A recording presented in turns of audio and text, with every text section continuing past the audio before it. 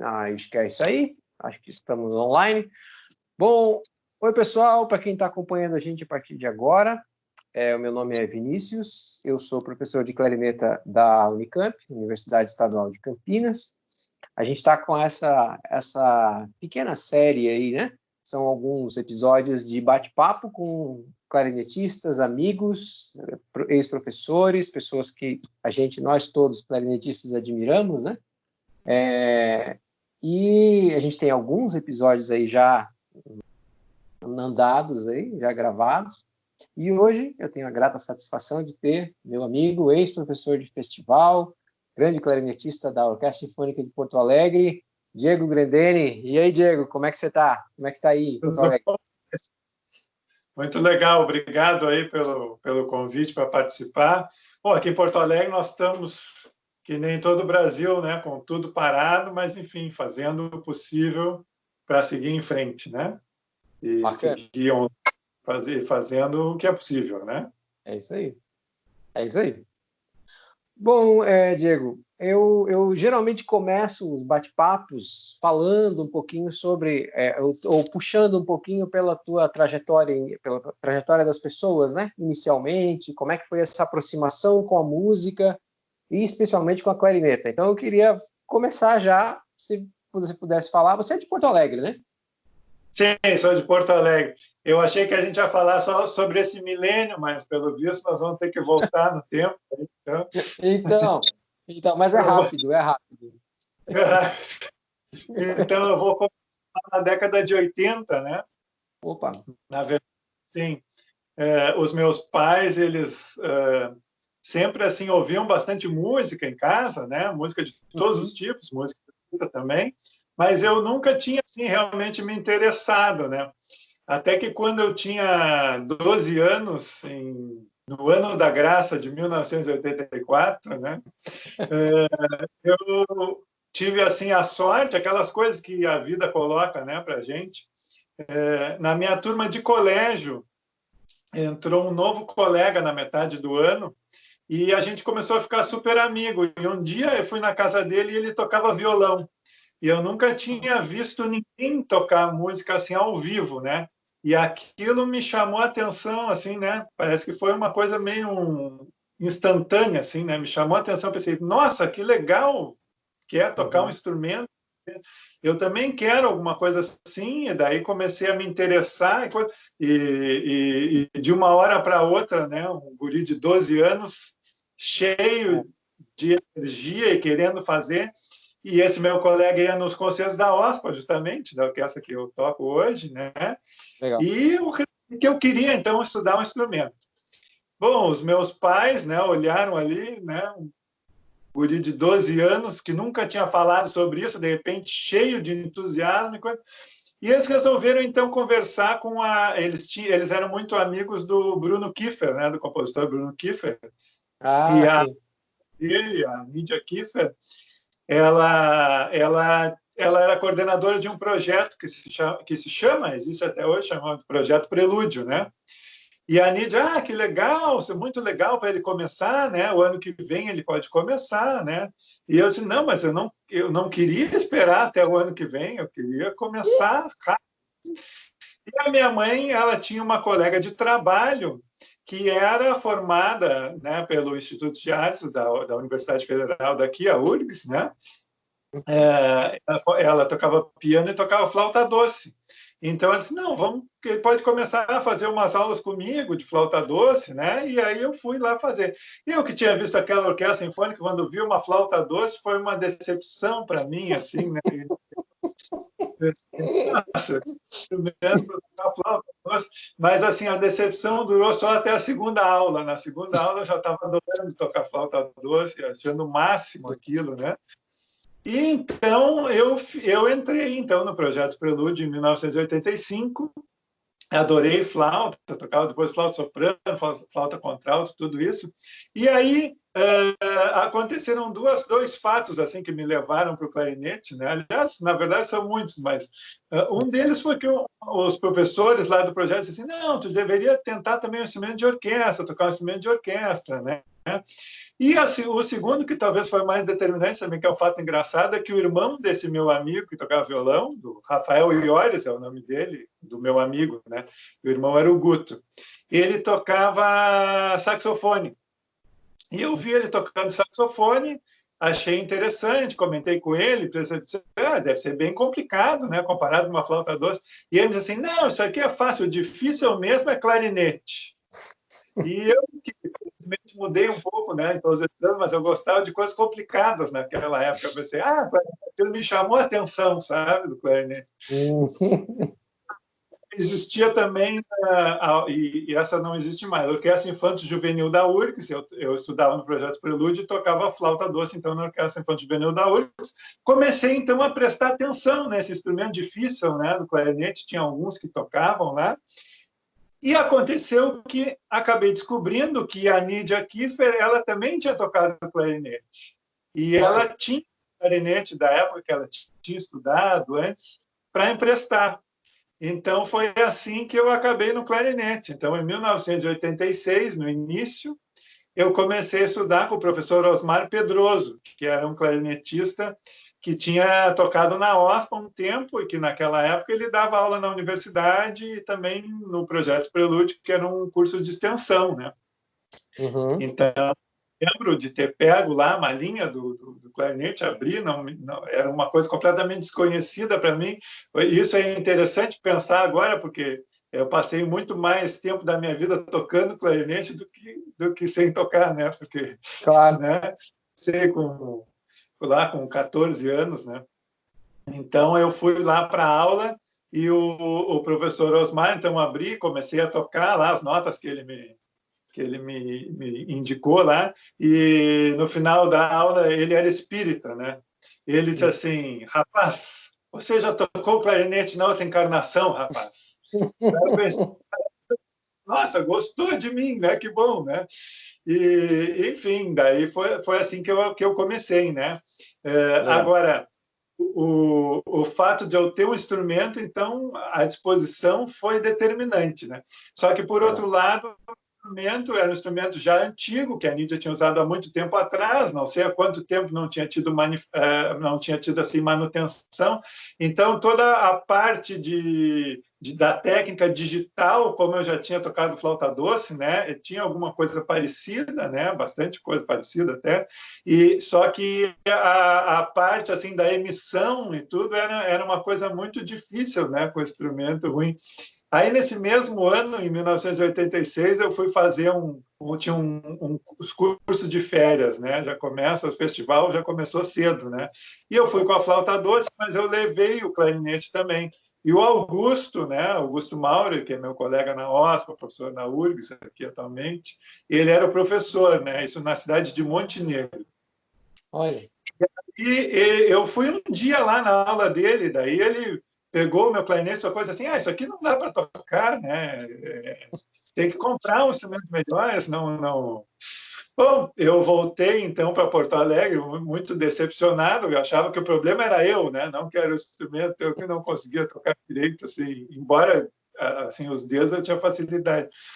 E aí o meu professor, esse Osmar, tinha um outro aluno que tinha um clarinete, tinha comprado um clarinete novo e ele tinha um clarinete para vender usado. Imagina a maravilha, eu paguei $50 pelo clarinete esse, né? Seria hoje 300 reais, e era um clarinete muito melhor do que aquele que eu tinha, né? Mas hoje ainda tinha muitos defeitos, assim, era um clarinete de 17 chaves, pelo menos, né? Não comecei com o famoso pica-pau que existia na época, né? Mas, então, os dois, né? E foi assim que eu comecei, né? E naquela época como eu falei, eu gostava de coisas muito difíceis, assim, né? Então, o clarinete, essa coisa mesmo eu tendo essa dificuldade de soprar e de coisa de fazer, isso não era um problema para mim, né? Eu achava que até fazia parte de todo o processo, né? E aí aconteceu um acontecimento um pouco trágico, assim, quer dizer, um pouco trágico, não, um acontecimento trágico, que foi que o Osmar, em 1987, ele faleceu. Eu tinha 1 ano só de instrumento, né? Uhum. E eu fiquei um tempo sem professor de clarinete, né? Lá no Projeto Prelúdio, eles contrataram um fagotista, que era o Ebenezer, que agora toca em Brasília, né? Não sei se você Sim, conhece ele. sim, sim, É, eu ouvi falar dele. ele dava tipo assim, ele dava aula para o pessoal que tocava instrumentos de sopro, né, de madeira, e daí ele deu aula para mim, foi importante também, né? Mas Legal. não é ele fosse clarinetista. Depois eu tive aula também com a Beatriz, que depois foi minha colega na OSPA, segundo clarinete, né? Beatriz Gosweiler, que era uma pessoa fantástica, muito querida, né? E aí Legal. ela me deu aula de clarinete. Depois entrei na escola da OSPA com o professor Bolívar, tudo ainda com aquele clarinete que eu faço de $50, né? Tocando. Eu me lembro que eu ia na loja de palheta, comprava uma palheta, né? Uma loja que chamava aqui a Babilônia Musical, né? Então você ia comprar uma Ah, palheta. E a palheta tinha que durar, não interessava como era a claro, palheta, se era ruim, né? Eu sabia só mais ou menos a numeração. Depois, claro. muito tempo depois, que eu comecei a comprar a caixinha de palheta, que daí ela tinha desconto. Você comprava 10, em vez de pagar pelo preço de 10, você pagava 9, né? Nota. Então, lembranças daquela época, né? Que parece quase uma outra vida já, né? Mas Exatamente. aí eu estudei com o professor Bolívar, que assim como a Beatriz, Bolívar Gutierrez, né? Ele era uruguaio, porque a OSPA aqui na década de 70 existia uma carência de músicos que tivesse assim uma formação, né, sólida. Então o Aham. maestro da orquestra, que era o Pablo Cômodos, ele trouxe muitos músicos uruguaios, e tanto o Bolívar quanto a Beatriz vieram então através dessa ação que o Comnos fez, né? E o Bolívar dava aula na escola da OSPA, então comecei a ter aulas com ele também. E quando eu entrei na universidade, na URGS, eu fiz vestibular, isso em 89 já, o Augusto estava fazendo mestrado nos Estados Unidos, então em Ah, Nova York. Então eu tive uma série uma percalços aí. quer dizer, eu comecei com um professor, aí ele faleceu, aí depois no projeto que eu entrei já não tinha professor, aí depois a Beatriz, depois o Bolívar, daí entrei na graduação, o professor estava nos Estados Unidos, né? Mas todos esses professores foram muito importantes e muito legais assim na minha vida, né? E Legal. aí em 89 surgiu uma oportunidade para mim. Aliás, eu vou omitir aqui a parte que eu toquei viola também nesse período. Não, Você até tocou viola de arco? toquei viola de arco. Depois que eu já tinha começado a tocar o clarinete, né? Eu ainda estava Aham. um pouco indeciso, né? Tinha toda essa coisa da emissão, que era muito difícil, e ainda estava um pouco indeciso, e aí eu resolvi experimentar. O Projeto Prelúdio tinha também uma viola para emprestar, e eu resolvi começar a fazer aula de viola. E Uhum. aí, um período que eu não sabia se eu ia ser clarinetista ou se eu ia ser violista, né? Mas, Violista. enfim, acabei sendo salvo, né, pelas minhas escolhas. Não, brincadeira, a viola é um instrumento lindo, né? Tanto que Claro. Brahms, as sonatas para clarinete e fez a versão para viola também, né? A Mas, de quantidade qualquer... de. Desculpa, só um comentário Muito... bem tolo aqui, mas a quantidade de piada também interferiu, né? Porque tem muito mais piada de violista do que de clarinetista, sei lá, né? Fantástico de viola que eu toquei também, né?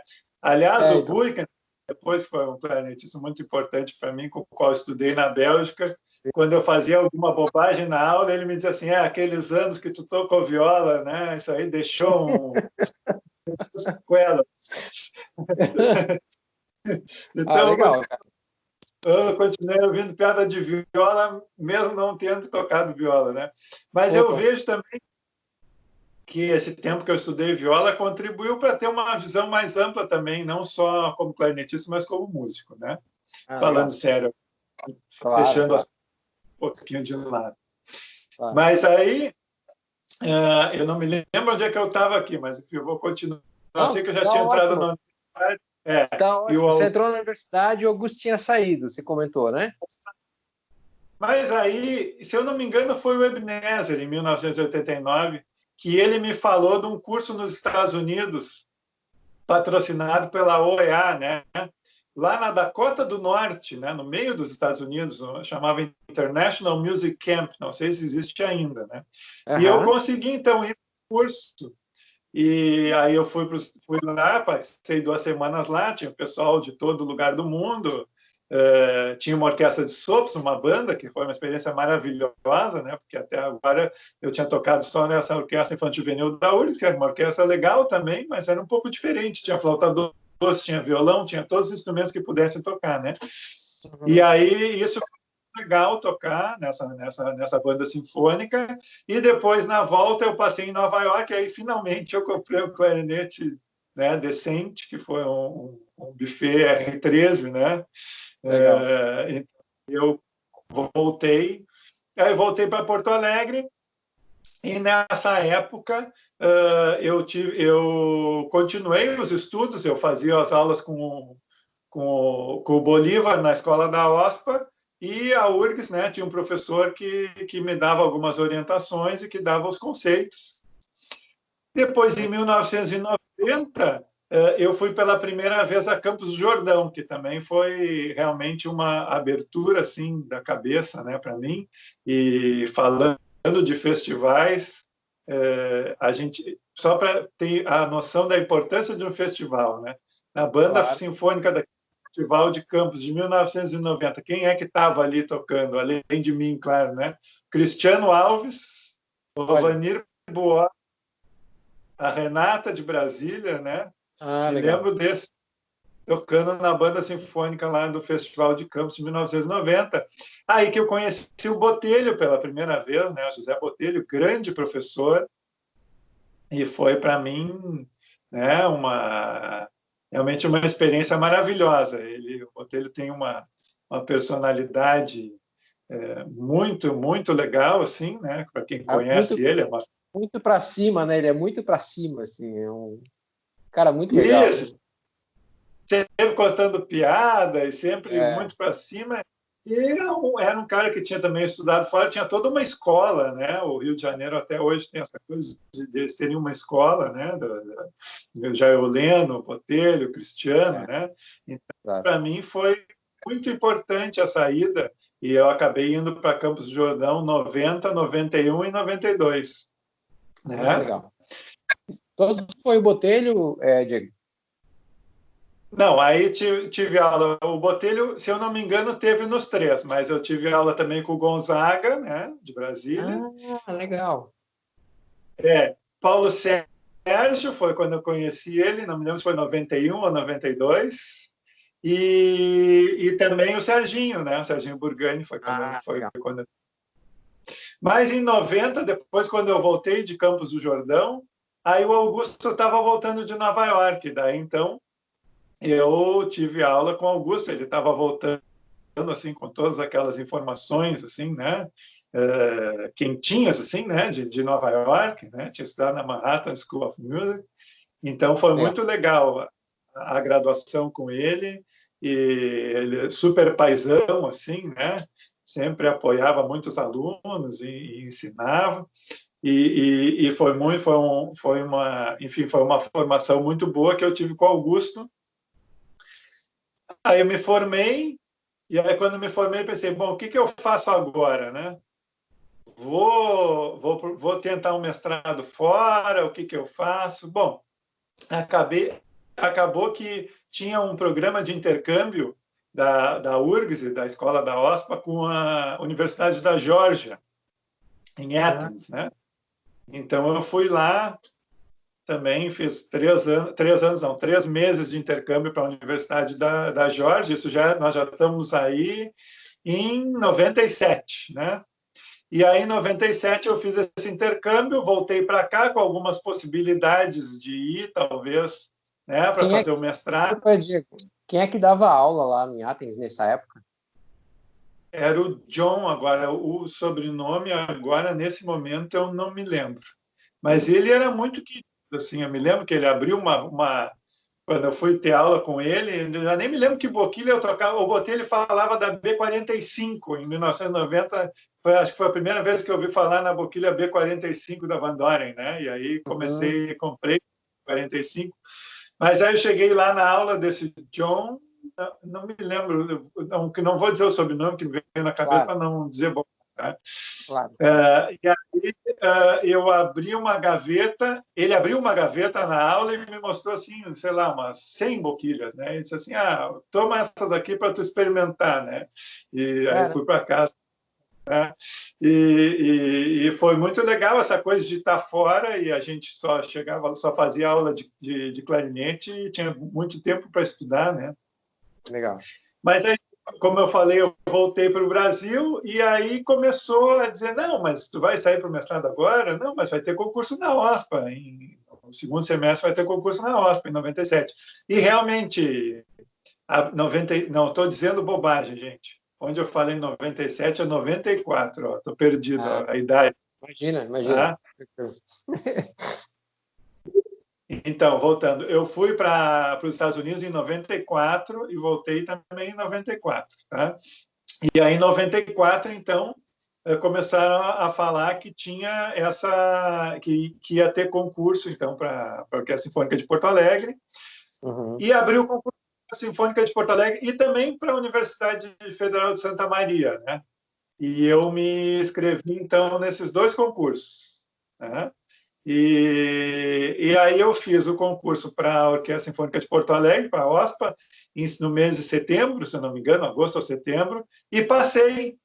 E aí eu passei e daí pensei, não vou mais para a Universidade Federal. Naquela época não era o que eu queria mesmo era tocar, né? Tocar em orquestra. Então eu tinha 22 anos, e quando eu entrei na OSPA eu era o músico mais jovem da orquestra. Né? Olha só. E, claro, era uma realidade bastante diferente do que são os concursos hoje, né? Tanto os concursos quanto eu, né? A vaga era para clarinete de quinta, né? Então tinha que tocar aquele solo do Tio Eulenspiegel e eu achava aquilo a coisa mais fácil que tinha, imagina, né? E aí eu me lembro que, felizmente, aconteceu depois de eu fazer a prova, eu estava descendo, né, a escada do teatro e estava outro candidato a tocar, quando chegou lá naquele Fá sustenido sol, ele errou tudo, né? Daí eu pensei, a nota falhou e coisa. Daí eu pensei, ainda bem que eu já toquei, porque eu sentei ali como se fosse a coisa facílima, né, para tocar nada como ter 22 anos, né? Depois a gente vai tendo comigo, né? Embora nunca tenha tido problema com esse solo também, mas enfim. Aí eu entrei na Orquestra Sinfônica de Porto Alegre, então com 22 anos, e é um mundo todo que se abre, né? Imagina você tocar. Eu tinha tocado em orquestra sinfônica em alguns festivais. Aliás, isso também determinou a minha escolha pelo clarinete em relação à viola, fazendo um parênteses aqui, muito lá atrás ainda, né? Antes de ir para Campos. Todo festival que eu ia, tinha orquestra, perguntava, o que tu toca? Eu dizia, clarinete ou viola? Viola, bem, precisamos de viola, né? Clarinete sempre tinha um monte de viola, então sempre tocava viola. Até que um dia eu resolvi levar o clarinete só, né? Eu já estava inclinado a fazer clarinete, levei só o clarinete, disse, o que tu toca? Clarinete. Eu disse, mas tu não tocava viola? Eu disse, não. Esquece essa parte. E aí, realmente, tocar clarinete na orquestra em relação à viola é bem mais, assim, ainda mais quando a gente é jovem, quer aparecer, né? Foi uma experiência muito mais solística, né? Tocar a parte principal e tudo. E aí você virou colega do Augusto na OSPA. Sim, eu virei colega do Augusto e da Beatriz também, né? Claro, a Beatriz, é verdade. Professores. E o Bolívar, nessa época, ele já tinha se aposentado, né? E então, a primeira obra que eu toquei, nunca vou me esquecer, o meu primeiro concerto que o concerto também não aconteceu. Eu só tinha que tocar o solo da requinta do Bolero de Ravel, né? Era um concerto em Gramado. E aí, imagina, né? A minha estreia. Eu já tinha feito cachê com a OSPA, né? Já tinha tocado. Meu primeiro cachê com a OSPA foi a segunda requinta da primeira sinfonia de Mahler com o Davi Machado regindo, né?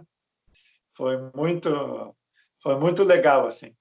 Bacana. Mas que eu fiz então o Bolero de Ravel, só que daí chegou lá no dia, na hora, caiu uma chuva, né? Uma chuva, e o concerto era ao ar livre e o concerto foi suspenso, né? Mas enfim. De qualquer modo, na província de São Pedro, como dizem aqui, que é o Rio Grande do Sul, né? A chuva sempre é uma coisa boa. Então. Essa foi a minha estreia. E depois, né, imagina, tocar todas aquelas obras, todo o repertório sinfônico para primeiro clarinete é uma coisa riquíssima, né? Então, foi o primeiro ano. O que me dava mais medo no primeiro ano eram os concertos, que tinha alguns concertos que eram sem ensaio, né? Que a orquestra já tinha tocado 500 vezes, então ia tocar em algum lugar ao ar livre, coisa, e aí aparecia um monte de obra que todo mundo tocava de olho fechado, e eu lá tendo que estudar, né? Para trinchar tudo aquilo. Mas foi um período muito legal, assim, muito gratificante o começo, né? E até hoje eu adoro tocar orquestra. Eu entrei em 94, o ano passado eu completei 25 anos, né? Olha. E o repertório todo, assim, né? Praticamente toquei tudo, né? Do repertório mais standard.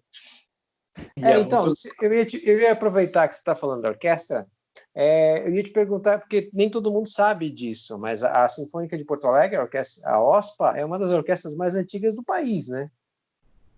Ela está fazendo 70 anos esse ano, até a nossa comemoração estão interrompidos, né? E são 70 anos de atividades ininterruptas, né? Acho que das grandes orquestras do Brasil talvez a única que nunca teve suas atividades interrompidas, né? Então, é uma orquestra de tradição e é uma orquestra que tem uma identificação muito grande com a cidade, as pessoas têm uma identificação muito grande com a OSPA. Qualquer pessoa que fala, eu toco na OSPA, nossa, né? É uma coisa reconhecida, importante, né? Isso legal. É muito legal, essa relação da cidade, né? Claro que a orquestra, todas as orquestras brasileiras teve seus percalços, nós ficamos um tempo aí sem casa, né? Saindo de casa, mas os concertos nunca foram interrompidos. E agora, finalmente, nós temos, né, a Casa da OSPA, que foi uma conquista importante. A Escola de Música também. Uma sede muito boa agora, né, que é do Palácio do Vice-Governador. Então, isso legal. É muito importante, está numa ótima fase. Então, voltando lá a esses meus primeiros anos na OSPA, né? Sim. Como eu falei, eu entrei no final de 94, e aí quando foi, agora sim, 97, por isso que eu tinha falado nesse ano, que foi o ano realmente muito importante, né? A URGS aqui, a Universidade Federal, ela recebeu para um curso, né, para dar uma série de masterclass, o clarinetista Walter Buykens. Né? Sim. Até foi, pelo que eu fiquei sabendo, a indicação do Guilherme, né, de Santa Maria. Legal. Ele já tinha estudado acho que ele tinha estudado com o Buykens nessa época, né? Ele tinha conhecido, não sei se estudado ou conhecido, mas enfim, feito algumas aulas. Né? E quando ele veio, aquele meu plano de fazer mestrado nos Estados Unidos ficou na geladeira depois que eu entrei na orquestra, né? Mas aí, quando ele veio, eu assistia no Masterclass, eu pensei, não, mas é com esse cara que eu quero estudar, né? Que legal. Porque ele, além de ser um clarinetista fantástico, fez a estreia do Domenz, né, do Pierre Boulez, né, tocou com a Filarmônica. Ele era uma personalidade, assim, né, uma pessoa fantástica, e as aulas dele, eu pensei, não, é com esse que eu quero estudar, né? Aí eu cheguei para ele e disse, olha, eu quero estudar contigo. Eu já tinha terminado o meu estágio probatório aqui, e ia tentar uma licença da orquestra para ir estudar. E ele me disse assim, tu quer vir estudar 98 ou 99? Você disse, não, 97, né? Aí isso era no mês de maio, né? E ele disse assim, eu acho que dá, né? Bom, aí teve uma série de percalços em relação ao visto e coisas assim, né? Até ele me ajudou porque ele era barão, né? A Bélgica é um reino, né? Tem rei e coisa. E na época existiam 5 barões por merecimento, né? Não por nascimento. Ele era tão importante na Bélgica que ele tinha esse título, né, de nobreza, assim, né? Olha, eu não sabia disso não, cara. Que legal.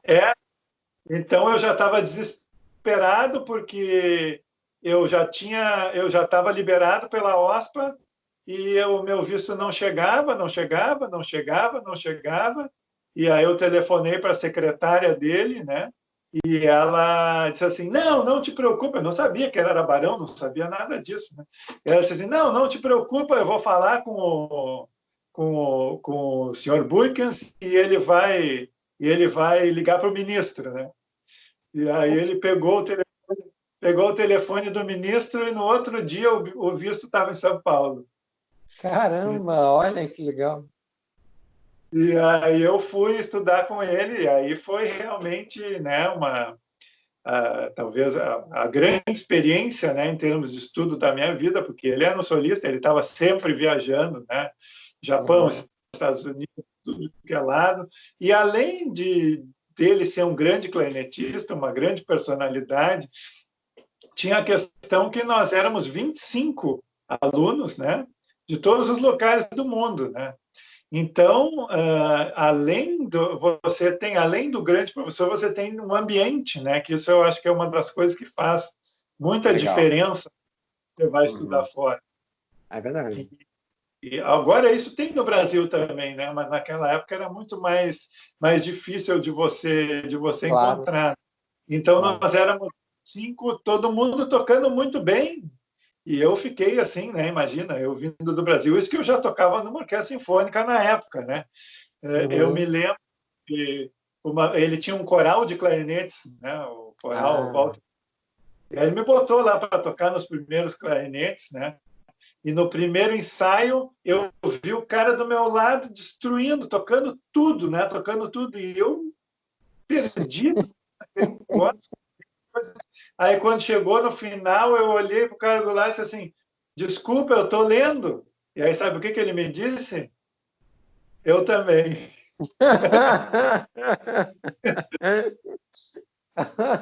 Essa é boa. Naquelas horas você tem vontade de abrir um buraco no chão, assim, né? Quem nunca, né? Quem nunca passou por isso? Então no começo eu pensava assim, nossa, eu acho que eu sou dos piores aqui, né?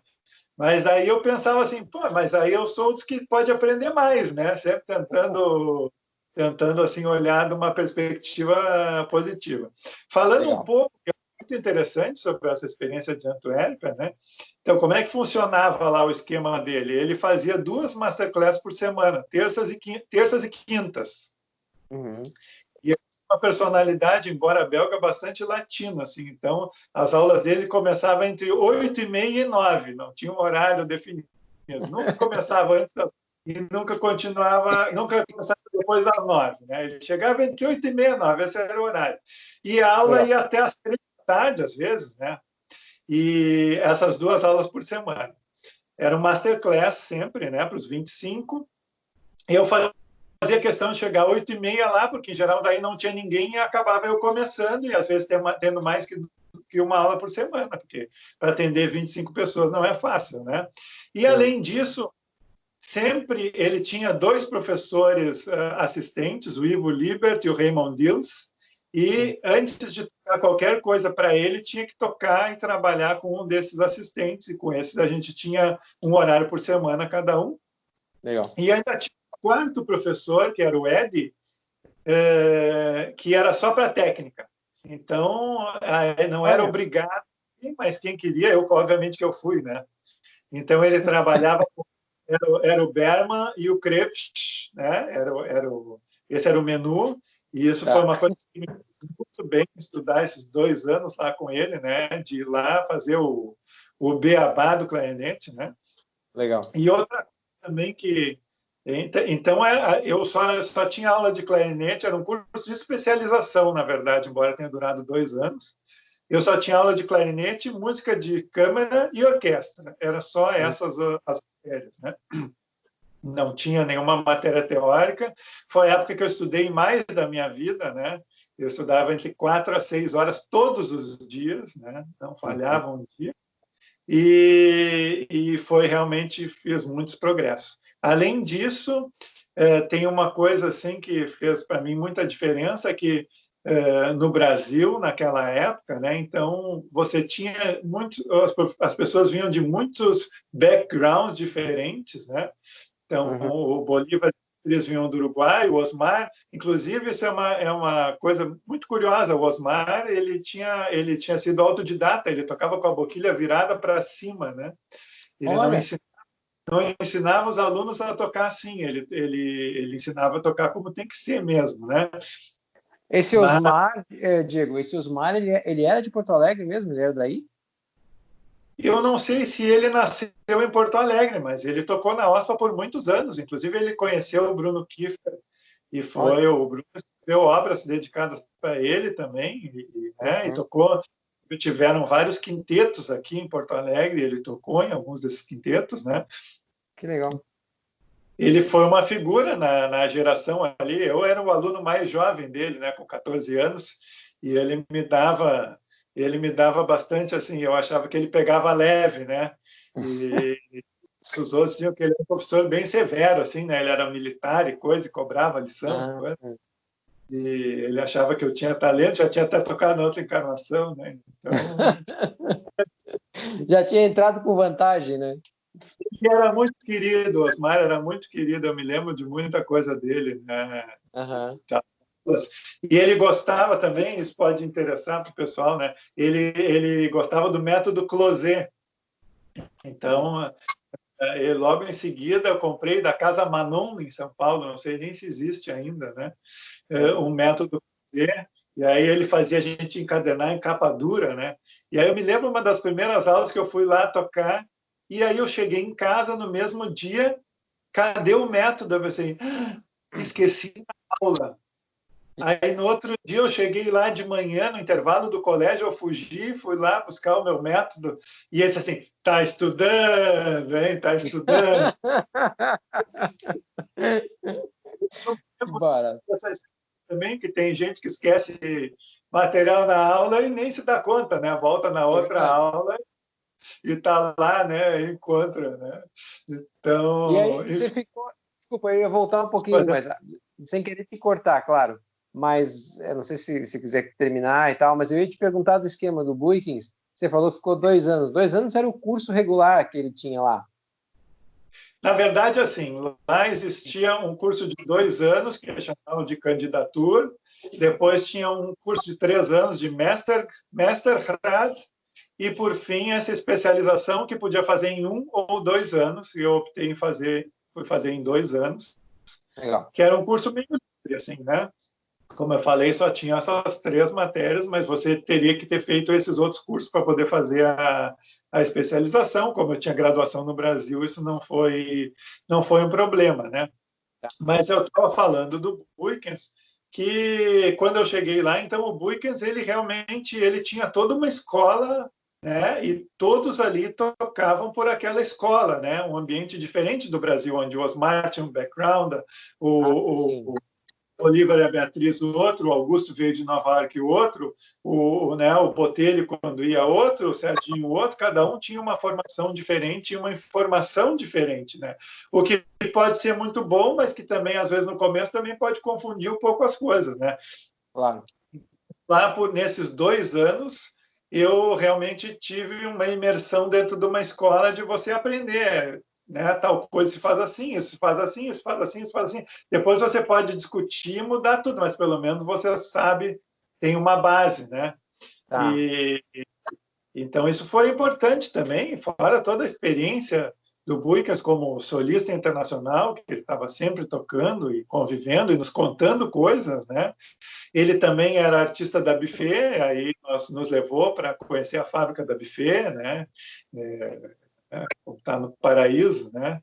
Lá eu comprei também 2 clarinetes na época, né? Legal. Da Buffet. E, enfim, foi uma experiência assim realmente. E aí você via, porque cada aluno tocava um concerto, você vai ampliando o repertório, né? Concerto, ou música de câmara, ou o que seja, né? Sonata ou peça solo, você vai aprendendo. Realmente foi uma Legal. formação muito sólida, assim, né? Uhum. Perdão. Legal. Imagina, esse período que você ficou lá, então, 2 anos trabalhando com o Buick, você mandou, e pelo que eu ouço todo mundo falar, ele tinha uma experiência pedagógica muito importante, assim, muito bacana, né? De ser uma Sim, coisa muito para cima também, né? ele era uma pessoa extremamente para cima, né? Extremamente Uhum. para cima, sempre fazendo piada e coisa. E ele, bom, além de ser um paizão para todos os alunos, né? Qualquer um que tinha um problema, ele gostava de resolver. E muitas vezes essas aulas às 3 da tarde terminavam no bar, né? Ele levava todo Legal. mundo, todos os alunos, agora vamos lá no local. Tinha um que chamava Zonlicht, eu me lembro agora, Luz do Sol, né? Ia todo mundo para o Zonlicht lá, né? Para continuar a aula, né?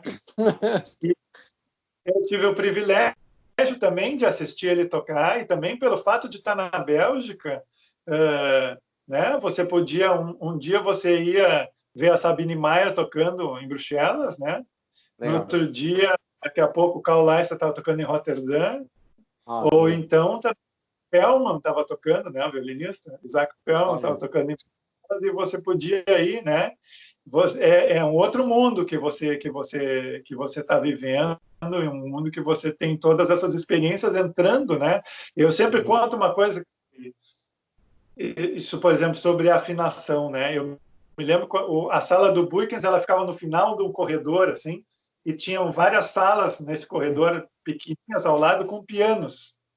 E eu me lembro quando eu cheguei lá, porque eu sempre gostei de tocar piano, assim, completamente amadoristicamente, né? Mas Claro. eu entrava naqueles pianos e pensava, nossa, que pianos bons, que pianos afinados, que pianos maravilhosos. No final do 2º ano, aquilo ali me parecia um lixo, assim, né? Tudo desafinado, irregular, né? Então você vendo uma realidade, assim, onde as coisas soam do jeito, e você chega Claro. numa outra realidade, né, onde o nível era muito mais alto do que Porto Alegre naquela época, né? Você escuta a sua cabeça muda mesmo sem você fazer. Eu nunca trabalhei sobre afinação ou sobre sonoridade de pianos, mas isso muda, né? Então isso Claro. também é essas coisas de imersão. E aí? E aí, em 99, voltei para a OSPA, né? E aí voltei para a orquestra, e em 2000 eu virei professor da Escola de Música da OSPA. Legal. Né? E A aí... escola de música da OSPA, ela já existia desde bastante tempo, aparentemente, né? Você falou que você passou como aluno, né, por ela, né? A Escola da OSPA ela foi fundada em 1972, Legal. também pelo maestro Pablo Combos, né? Para que esse pessoal que veio do Uruguai pudesse também ter alunos aqui, né, em Porto Alegre, criar músicos aqui para não precisar ficar importando, né? Só deixa eu abrir Então, um parênteses, Diego. Esse maestro que você falou, o Conlos, ele era uruguaio também? Não. ele era húngaro, ele veio para o Húngaro. Brasil. Não sei se ele teve passagem pelo Uruguai, deveria Ah, saber, mas eu só sei que ele foi o fundador, né, aqui da Orquestra Sinfônica de Porto Alegre, há 70 anos atrás. Né? poxa vida. E cresceu como regente titular até a morte dele. Então, Uhum. ele fez uma série de coisas, inclusive fundou a Escola de OSPA, da qual eu sou diretor agora. Né? Não sou Sim, professor, sou diretor da escola desde 2015. legal. Mas eu dei lá de 2000 a 2006, né? Uhum. E agora, quando eu voltei da Bélgica, aí, claro, os convites para tocar de solista também, eles começaram a aparecer, né? Toquei com praticamente todas as orquestras aqui do Rio Grande do Sul. E depois, em 2003, eu dei aula no meu primeiro festival, né? Que era um festival chamava Verões Musicais, lá em Gramado e Canela, que até foi onde você foi lá, né? Ah, aquele foi o teu primeiro festival? Eu não me lembro que ano você foi, mas eu dei aula em 2003, 4, 5 e 6, né? Você foi em Gramado ou Canela? 2005, não, eu fui em Canela, 2005. Então esse já era o terceiro, né? Ah, Mas, tá. enfim, aquilo foi o primeiro festival. Hoje já perdi a conta, né? De quantos festivais. E festival é uma coisa muito legal, você se vê como aluno e depois você se vê como professor. Legal. E eu vejo hoje, por exemplo, o Festival de Pelotas, né? Eu dei aula nas 10 edições. Então, cada vez que eu recebo os vídeos para fazer a seleção, eu penso assim, vamos ver o que o pessoal está fazendo aí, né, no Brasil, porque é uma amostra, né? Claro. As aparecem, o que o pessoal está tocando, e depois no festival você vê qual o equipamento que o pessoal está tocando, todo esse Uhum. tipo de coisa, né? Legal. Então, essa experiência primeira lá em Gramado, eu me lembro, foi muito legal. Eu sempre adorei dar aula, né? Legal. E mais ainda. Toquei também uma época na orquestra da Unicinos. A Unicinos, uma época, teve uma orquestra completa. E é isso, continuo, então, com essa carreira que eu acho que você conhece, o pessoal também conhece aí, né? Tem um canal no YouTube com algumas apresentações, né? Gosto Legal. muito de música de câmara também, né? Já tive o privilégio de tocar em outras cidades, Belo Horizonte, no Rio, Belém, né? Fazendo música, isso também é muito legal, assim. Ah, muito legal. Muito bacana. Eu ia te perguntar, com relação à orquestra, explorar um pouquinho essa tua experiência como músico de orquestra e como docente, professor também, né? Quando você trabalha com o pessoal, primeiro assim, quais você acha que são características bacanas para alguém que quer desenvolver e tocar em orquestra? Como é que você trabalharia isso com o pessoal e tal? Então, se você essa questão de existe uma característica ou existem habilidades que são preferíveis alguém desenvolver para tocar numa orquestra? O que você acha? Olha, a orquestra é uma coisa muito particular, né? Cada vez eu me convenço. Agora, depois, eu acho que faz talvez uns, não sei se 5, a gente vai ficando mais velho, a gente vai encurtando o tempo, talvez uns 10 anos, que eu posso dizer, não vou dizer que ficou fácil, mas assim, que, né, que ficou mais fácil, vamos dizer, né? Você chegar ali, tocar. Mas ainda tem aqueles sustos, né? Aquelas músicas que os maestros inventam 2 dias antes de começar o ensaio, aí aparece aquele monte de nota, aquela coisa, e você tem que se virar com aquilo, né? Mas na orquestra existe uma coisa muito importante, que é que você não está sozinho, né? Uhum. Embora a gente diga que quando você está tocando primeiro clarinete, você é solista, e você é solista, né, em alguns momentos, mas você sempre está integrado, né? Legal. Então, nesse sentido, a prática de música de câmara também é isso. Agora, o problema todo é que como é que se faz a avaliação para você ingressar numa orquestra, né? Porque você, provavelmente, se você estiver treinando para ser solista e treinando as partes de orquestra, você vai ter mais chance de passar do que se você estiver fazendo música de câmara, né? Mas depois, quando você estiver trabalhando lá, talvez a sua experiência com música de câmara seja mais importante, né? Isso é legal. Isso é E a legal. sua formação solista, né? Então tem essa dicotomia, ou seja, o que você tem que trabalhar com o aluno? Você tem que trabalhar para ele fazer música de câmara e depois ser um bom clarinetista dentro da orquestra, ou você tem que trabalhar para ele ser um solista e ter mais chance de passar no concurso, ainda mais agora que os concursos têm 50, 60, 70 candidatos, né? Verdade. são coisas. Agora, paradoxalmente, assim, eu sempre tive sorte com a coisa. Eu sei que era outra época também, mas até hoje eu vejo um pouco disso, com a coisa da musicalidade, né? Então, quando eu passei no concurso da OSPA, depois o pessoal da banca veio falar comigo, tu passasse por causa da Sonata de Brahms, tinha uma obra de livre escolha, e eu escolhi tocar a Sonata número 1 de Brahms. E aí o pessoal gostou do jeito que eu toquei, né? Não era só clarinetista na banca, identificaram assim, né, o estilo de Brahms e tudo isso, e isso acabou fazendo a diferença na hora do desempate, né? Campos do Jordão também tive uma experiência parecida também com Brahms, né? Foi o que acabou fazendo com que eu fosse escolhido para a orquestra, por exemplo, em 91 e 92. Então, num concurso, quando você está na banca, tem várias coisas. Isso é uma conversa longa, né? É engraçado isso. Quando você dá aula em festival, essa é uma das conversas que os alunos mais gostam, sobre concurso de orquestra, e outra sobre como enfrentar o palco, né? São dois assuntos que a gente podia fazer 5 horas de conversa cada um, né? É verdade. Mas, assim, eu acho que cada pessoa é diferente, né?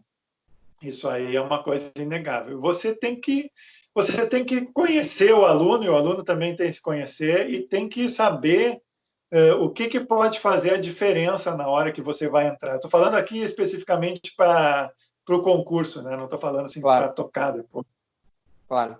Então, alguém que tem uma técnica muito boa pode se destacar por causa disso, né? Porque você vai ter 5, 6 na banca lá e cada um tem uma maneira de pensar, né? Mas se você se destaca muito na técnica, isso com certeza vai chamar a atenção. E se você se destaca muito na musicalidade, também isso pode chamar a atenção e pode contar pontos depois. Mas, às vezes, o mais importante não é nem... Quer dizer, eu aconselho sempre, olha, valorizem aquilo que vocês se destacam mais e deem muito cuidado para aquilo que vocês têm muita dificuldade, porque isso pode eliminar você, né? Porque, às vezes, quando você tem lá 40, 50, você tem que, né?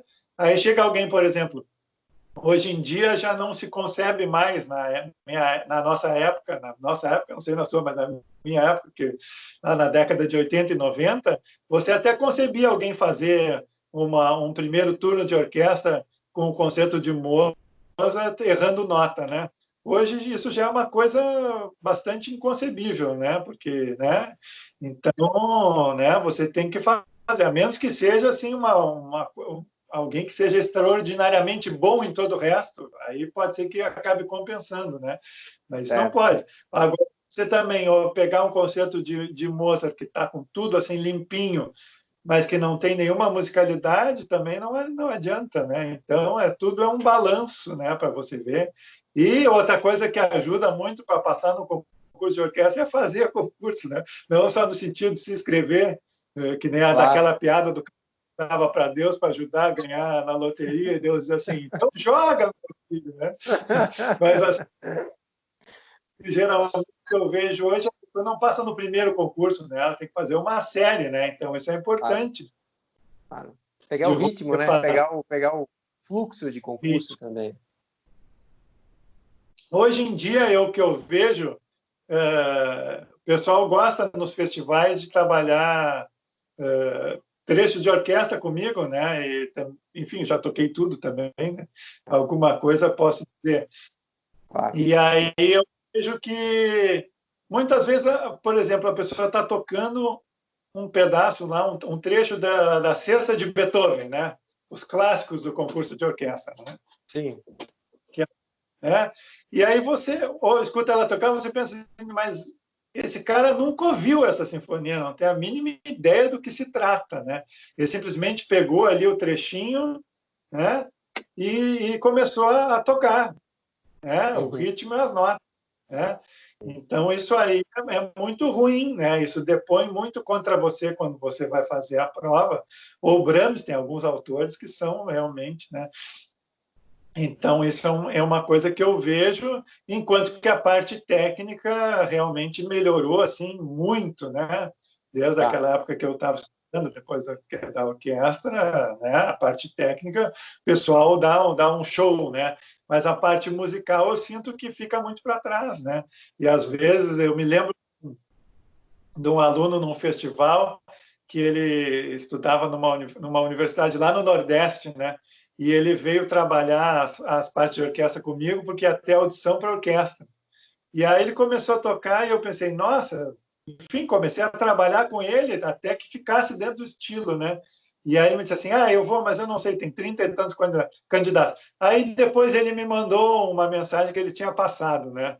Eu tenho Que legal. certeza que essa coisa, né, de ele estar tocando dentro do estilo, né, com certeza ajudou ele, né? Então eu Legal. acho que isso é muito importante, né? E eu noto que isso, você às vezes pega um aluno num festival tocando Jean-Français sem errar nenhuma nota, né? Aí você diz assim, vamos tocar um Schumann aí, né? Nada. Cadê o Schumann, né? Então isso aí Legal. é uma coisa assim, enfim, delicada. Então, Mas eu ia te sobre a perguntar um orquestra, negócio. Eu ia te perguntar um negócio que é sobre isso, porque eu te vi tocando uma vez o Nilsgard, que é aquela sonata do Nilsgard. sei, essas 4 peças. Exatamente, e assim, me impressionou muito uma clareza formal, quer dizer, na forma, que é uma coisa que eu acho difícil de mostrar isso, especialmente em repertório romântico, às vezes a gente tem que lidar muito, né, aquelas nuances todas. E eu ouvi todo o movimento e me parecia que você tinha muito claro a estrutura de tudo que estava acontecendo ali. E, além de tudo, isso se traduzia de forma muito transparente na questão do teu... Digamos assim, existia um pensamento artístico, uma maneira de fazer, você tinha isso muito claro, aparentava para mim, e isso passava muito Sim. fácil na maneira de você tocar. Então, acho que isso é importante também, né? Ter essa... E talvez seja uma característica sua que eu sempre achei muito bacana, assim, essa coisa muito essa transparência, talvez, da intenção artística, assim. Eu acho que tem a ver um pouco com isso que você está falando da questão técnica, não só técnica, mas também desse fazer artístico, né? Sim, sim. Não, obrigado, mas eu digo uma coisa para os alunos que é o seguinte, não inventaram ainda o Google Clarinet, né? Google Clarinet, que Sim. você põe no ouvido assim um ponto e eles agora cresce. Olha, agora vai ter o desenvolvimento, né? Agora vem a exposição, né? Agora, cuidado, essa parte é difícil. Então, se você não olhar a música antes, não pensar a música, como é que isso vai acontecer, né?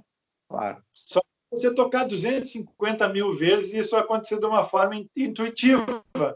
Mas, se não, você tem que olhar. Eu digo, olha, eu sou da época que não existia nada dessa coisa de Waze, né? Nem de Google Maps, nada. Você queria fazer uma viagem, você tinha que olhar no mapa antes e Sim. planejar. Vou pegar, daí naquela cidade lá, eu vou pegar a estrada tal e coisa. Você tem que pensar isso na música também, né? O que você está acontecendo. E claro que isso vem também da coisa de você ouvir, porque existem coisas que são estilos que são consagrados, né? Como tocar Brahms. Quando tocava sonata de Brahms, nessa época que eu passei na ópera, eu ouvia muito o Yo-Yo Ma tocando as sonatas de violoncelo, ouvia o Legal. pessoal tocando as violino, além das sonatas de clarinete. E eu vejo que existe até hoje pouco conhecimento sobre isso, né? Legal. E essas coisas são coisas que você precisa estudar, você precisa conhecer e que elas fazem muita diferença. Só que o problema é que existe uma coisa meio imediatista, né, nos alunos e nas pessoas de quererem resolver aqueles problemas que parece que são mais prementes de estar as notas no lugar, com o ritmo certo, com a coisa. Só que as notas, elas são só uma ferramenta para a música, né? A música é muito mais do que isso, é muito mais ampla, né? Então, Legal.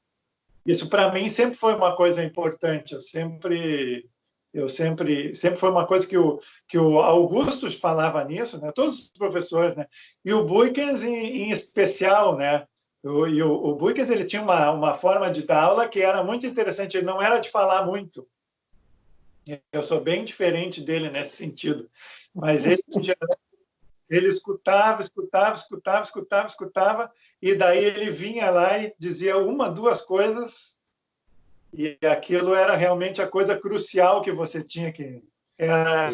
não era a pergunta de US$ 1 milhão, era a resposta de US$ 1 milhão, né? E Legal. você ouvia aqui, e aí era aquilo que estava precisando. E ele era sempre nesse sentido da música, né? Além, claro, problemas técnicos também, mas isso ele deixava mais para os outros professores, né? Então, acho que essa clareza, esse pensamento é uma coisa que a gente precisa ter, né? E Claro. precisa ouvir muita música, precisa ouvir. Então, se você vai tocar também uma sinfonia de Brahms, né? Tem uma parte de orquestra para fazer um concurso, você tem que ouvir Brahms, não só as sinfonias, tem que ouvir, né? A música de câmara de Brahms é riquíssima. Se você vai ter que tocar Sherazade, vai escutar Sherazade. Claro, pode ter alguma parte que é mais técnica, que faça, que você vai ter que se concentrar mais na parte técnica e tem que resolver também. Mas não Claro. pode esquecer, porque às vezes, assim como você pode ganhar o concurso por tocar aquela parte técnica assim, com tudo perfeitinho, você pode perder por tocar uma coisa que é simples, é fácil, sem nenhuma musicalidade, né? Claro. É verdade. É verdade. Eu acho que esse tipo de preparação é uma coisa que...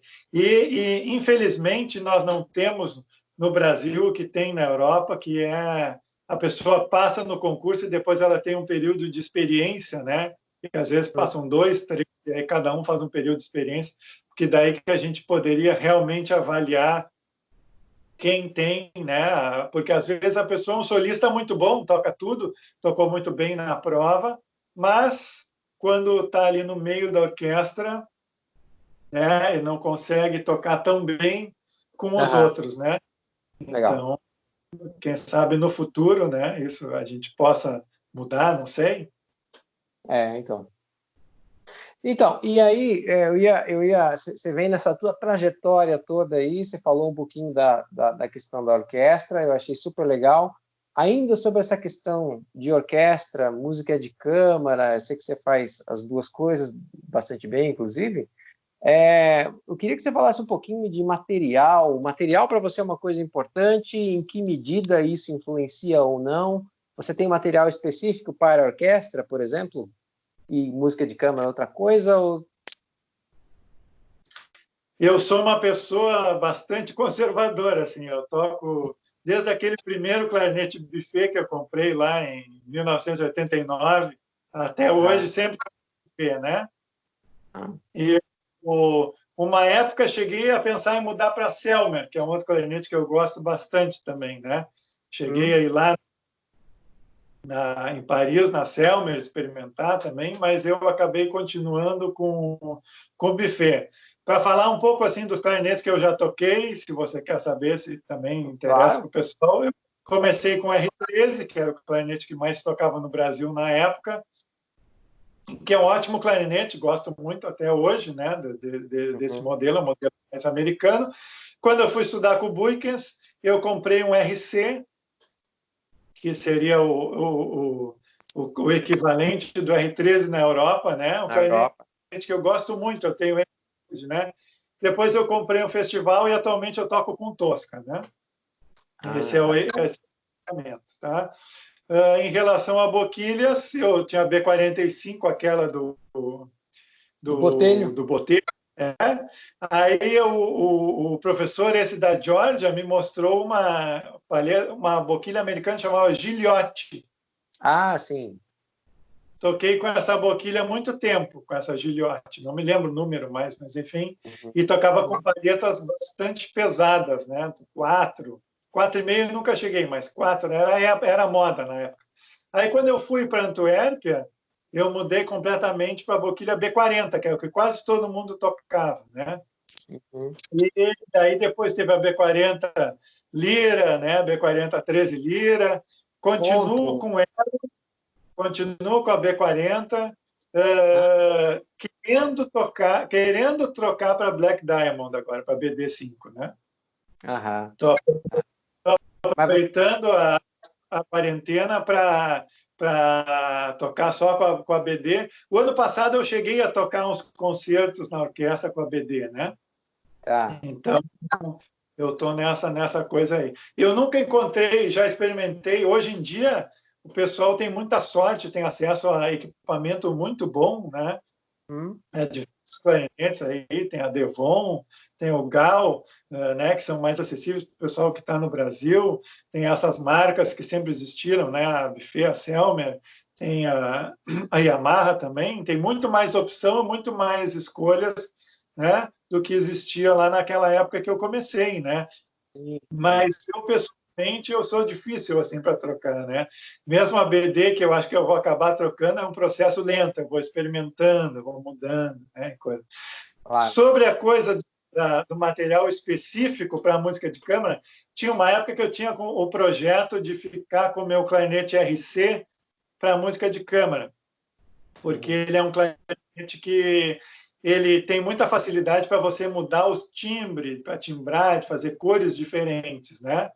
É. Mas tem toda a questão dos dedos, né? Porque você troca de um clarinete para o outro, o dedo, a chave não é exatamente no mesmo local, e isso acaba ficando uma coisa perigosa, ainda mais numa época que você tem todo mundo com celular na mão, qualquer coisa que você fizer vai para o YouTube, né?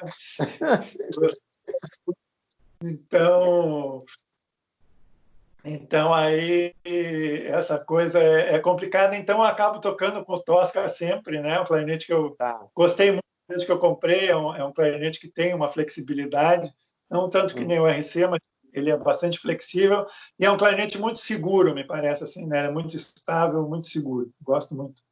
Eu acho que ele fez um diferencial, né? Vendo as linhas da Buffet, quando ele apareceu assim, foi um boom danado, né?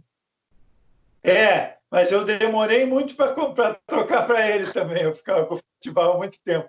Mas Olha. aí, na verdade, eu fui na fábrica para comprar o Divine, né? O Divine. Ah, tá.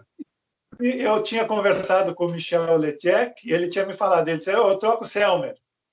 Mas ele disse assim, eu gosto do RC Prestige, ele falou, né? Assim, do que tem alunos que tocam Selmer, os que tocam Buffet. Mas o Tosca também, não dá para dizer que seja um clarinete ruim. E eu fui na fábrica e eu pedi, então, para eles separarem o Divine e o Tosca. E aí, quando eu toquei no Divine, eu gostei, assim, mas quando eu toquei no Tosca, eu pensei, não, é esse aqui, né? Sabe? Deu clique. E foi que eu acabei comprando. Em relação à música de câmara, então, sobre material que você perguntou, Uhum. eu procuro, o que eu faço muitas vezes é tocar na orquestra com barrilhete ou abraçadeira diferente, né? Porque tem algumas abraçadeiras que projetam mais ou barrilhetes que projetam mais e às vezes na orquestra você precisa disso, né?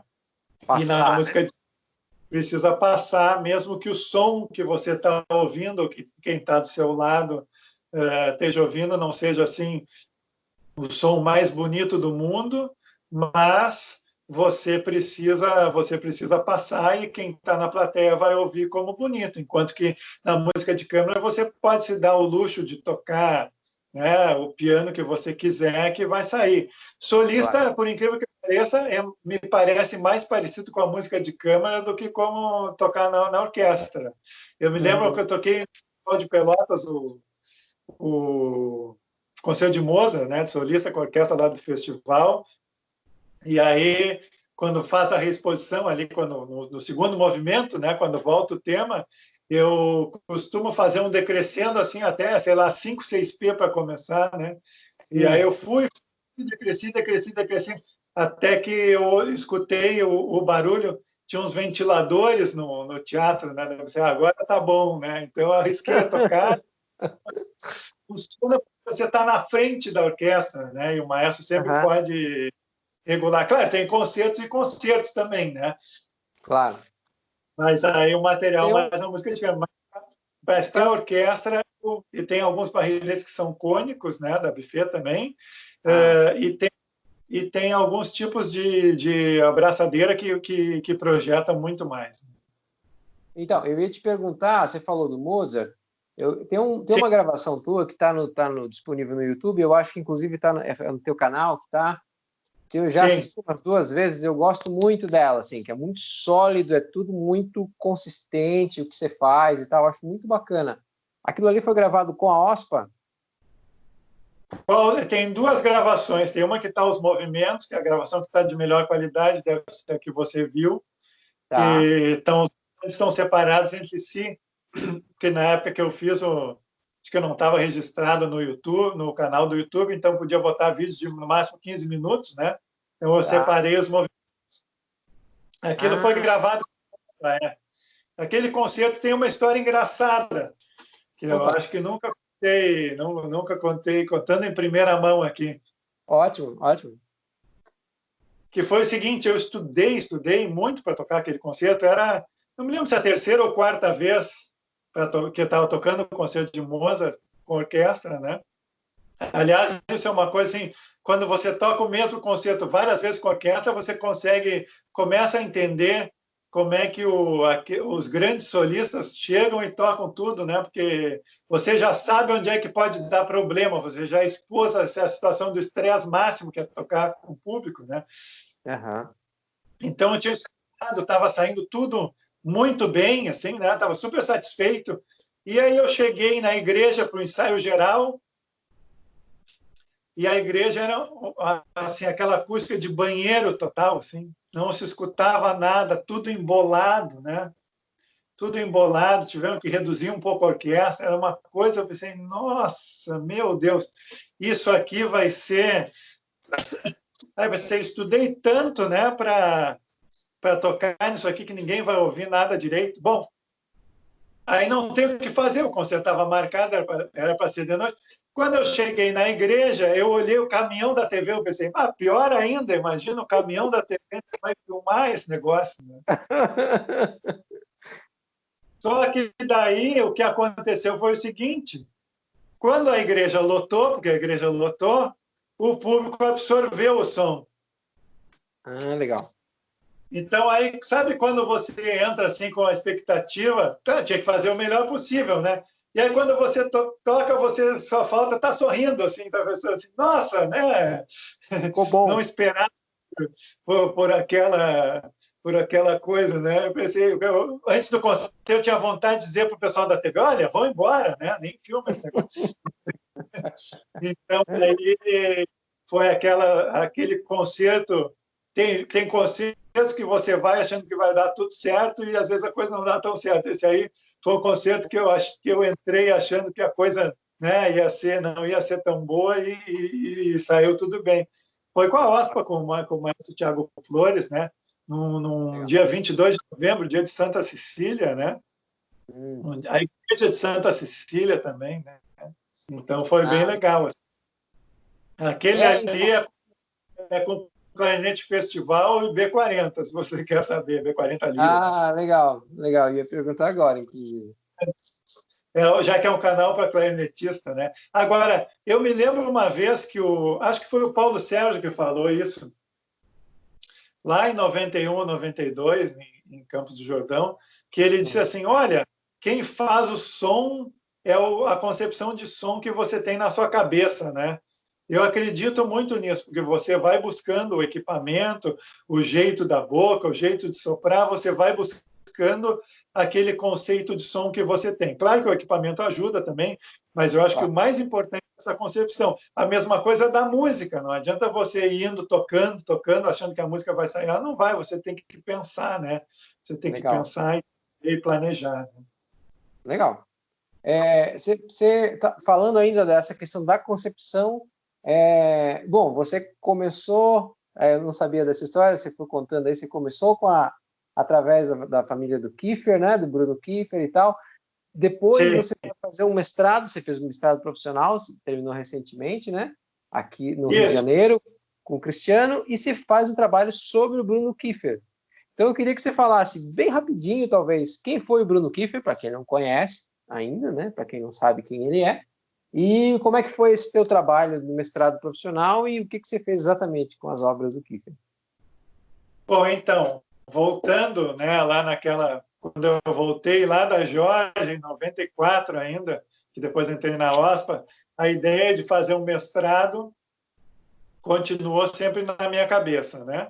Então, quando eu fiquei sabendo, através do meu colega da OSPA, que o Leonardo Winter, que também ele é flautista da OSPA e professor do Instituto de Artes, ele me disse assim, olha, lá a UFRJ abriu esse mestrado profissional, olha que legal, né? E eu pensei, que legal, ainda mais com o Cristiano, porque conheci o Cristiano em 1990, lá na banda, né, do Festival de Campos do Jordão, e tocamos um duo também naquele ano lá juntos, lá no festival, né?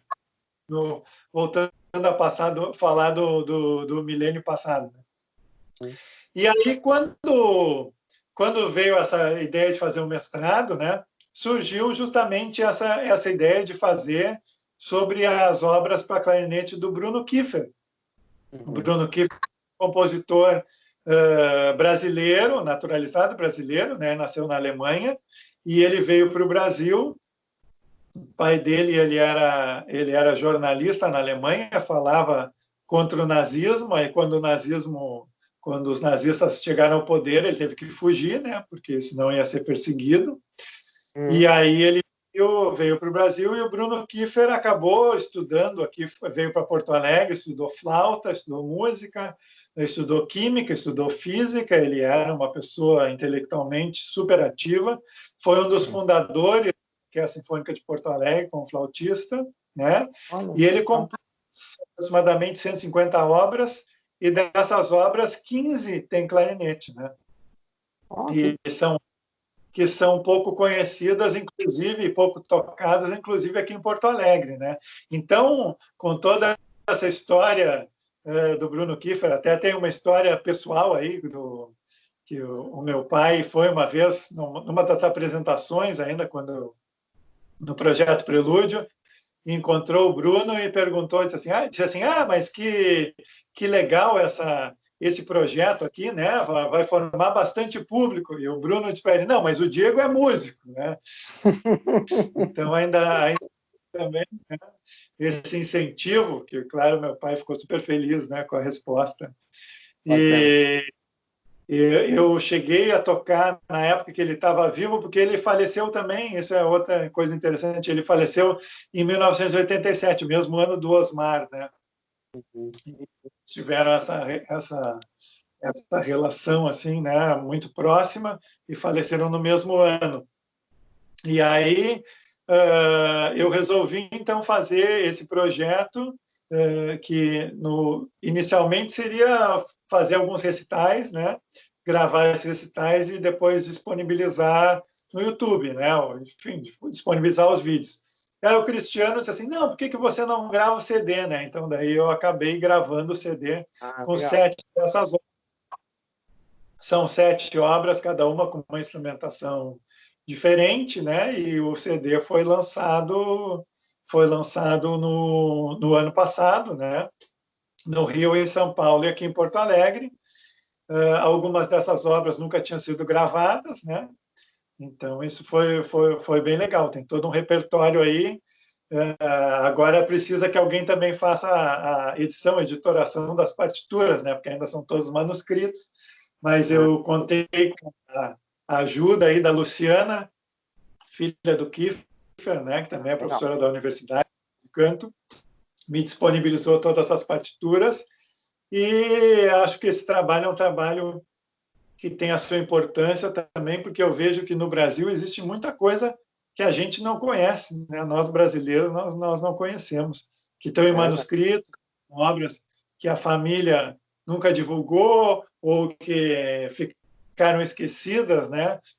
O ano passado mesmo, a OSPA tocou aqui uma sinfonia do Cláudio Santoro.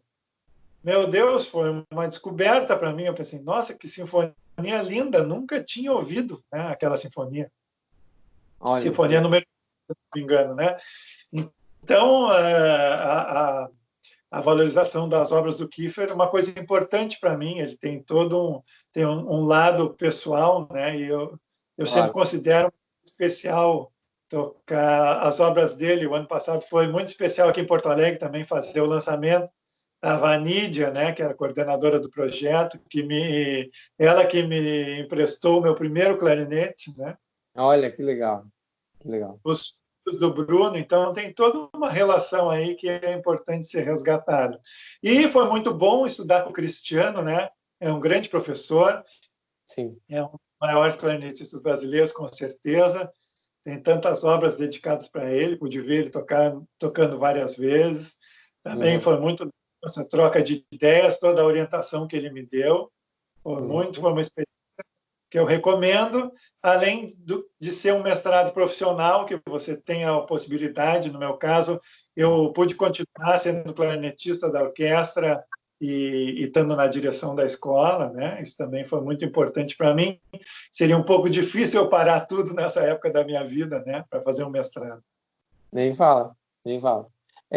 Só um pouquinho sobre a obra do Kiefer, bom, ele sendo instrumentista da OSPA e da professor na URGS, quando ele compõe para clarineta, você acha que ele compõe, você acha ou sabe, se ele compõe para pessoas específicas, ele interagia com instrumentistas para ajustar a peça, ou ele compunha a peça, enfim. Bom, uma das primeiras obras que ele compôs da vida dele, né, de todas as obras dele, foi a peça Saudade, 1956, que ela é dedicada para Osmar, que ele foi meu primeiro professor, né? Legal. São colegas na OSPA, né? Então, acho que com certeza algum intercâmbio entre os dois houve, né? E com certeza, pelo que eu apurei, assim, ele compunha muito para as pessoas que estavam tocando e que estavam para os grupos que existiam em Porto Alegre, né? A viúva Lídia fala que ele queria que as pessoas daqui tivessem obras daqui também para tocar, né? Obras brasileiras. Então, tinha alguém que tocava oboé em Porto Alegre, ele ia lá e compunha uma peça para oboé. Mas, assim, eu não encontrei, assim, pelo menos nas peças para clarinete, eu não encontrei documentação de uma colaboração assim mais, né, de perguntar sobre dedilhados e coisas assim. Tá. Bem, conversei com uma flauta que toca flauta doce e era maestrina dessa Orquestra Infantil Juvenil da URGS, a Isolde Frank, que o Bruno Kiefer escreveu muitas obras para flauta doce, e ela me disse que não, que ele trazia as obras já prontas, né? Então, provavelmente, na internet a coisa fosse um pouco parecida, mas isso é uma especulação, né? Não é uma coisa que possa afirmar com certeza. Claro, claro. Depois eu vou aproveitar esse negócio de internet e vou colocar aqui embaixo os links para o CD. Foi lançado, acho que. Qual foi o selo que lançou, Diego, o material? Esse estúdio do Rio, né? Ah, O selo. legal. Bacana. Vou colocar depois aqui embaixo para o pessoal acessar. Vou lá para botar, né, nas plataformas digitais. Eu não sei se já foi colocado com o negócio da pandemia e coisa, né? Porque o lançamento foi no final do ano passado. Mas tem obra para clarinete solo, clarinete piano, 2 clarinetes, clarinete flauta, né? Trio de madeiras. Bacana. Então, uma obra muito interessante com barítono, clarinete e piano, que foi uma encomenda do Eládio, né? Então ele também aceitava encomendas para um festival que existia em Ouro, se eu não me engano. Então, muito legal isso. Bacana, cara, bacana. Eu queria bater um papo, assim, agora, focar um pouquinho sobre o teu trabalho na escola, como diretor agora da Escola de Música da OSPA. Essa escolinha, eu acho que foi uma das primeiras experiências, assim, quando eu estive em Porto Alegre, isso, como diz você, no outro milênio, né? Mas eu fui na sede antiga, na escolinha antiga da OSPA, quando ela ainda... e achei aquilo fantástico, assim, sensacional, um projeto daquele acontecendo, assim, quer dizer, você dá acesso... Porque na minha realidade, da onde eu vim, você ter contato com uma orquestra era uma coisa muito pouco tangível, digamos assim, né? Você vem músico de banda e tal, uma formação muito mais... muito não tão... Existia e talvez ainda exista esse ar de sofisticação em torno da orquestra, e de um ambiente que é muito elevado em relação àquele ambiente que a gente tinha nas bandas. E, de uma certa forma, eu vi esse projeto da Escolinha da OSPA como uma porta de entrada muito bacana, uma rampa de acesso para quem tem essa vivência mais comum, né? Com a música e tal. E eu lembro que eu ouvi com muito pesar, assim, quando a escolinha acabou e tal. Mas da mesma forma que a gente lamenta quando acaba, eu acho que é bacana a gente comemorar quando esse projeto é retomado. E aí eu fiquei super feliz que o projeto foi retomado. E mais ainda, claro, depois que eu soube que você assumiu aí a diretoria, eu queria que você falasse um pouquinho desse processo da retomada, como é que é, talvez se você quiser fazer um histórico da escolinha da OSPA e tal. Sim, então, a escola, como eu falei, ela foi fundada em 1972, né? Uhum. E para que os músicos uruguaios, na época, os músicos que tinham aqui em Porto Alegre também, que tocavam bem, pudessem formar uma nova geração, né?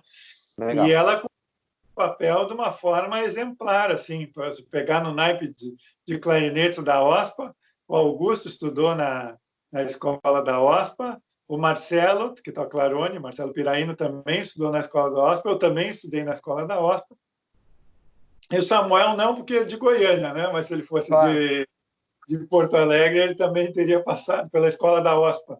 Legal. E o que a gente tem de diferencial, que sempre teve, é que a gente oferece aulas em todos os instrumentos da orquestra e são os próprios músicos da orquestra que dão aula, né? Então, é um ensino de alta qualidade, né? Legal. Isso propicia com que a pessoa tenha... a gente não consegue fazer lá a iniciação mesmo, né? Não é muito o nosso propósito, porque às vezes você tem um instrumento que nem violino, você tem 3 vagas e tem 60 candidatos, né? Aí como Claro. é que você vai escolher a pessoa que vai ter acesso, né? Então a gente faz através de seleção. Tá. Perdão. Imagina. Além de a gente ter esses professores, que são muito bons, músicos, colegas, né? Nós temos também a OSPA Jovem, que é uma orquestra sinfônica, que na minha época existia a OSPinha, né? Mas a OSPinha era uma orquestra que era sempre desfalcada, tinha muitos dos músicos da orquestra que tocavam. Agora nós temos uma orquestra sinfônica mesmo, né? Uma orquestra sinfônica jovem que toca.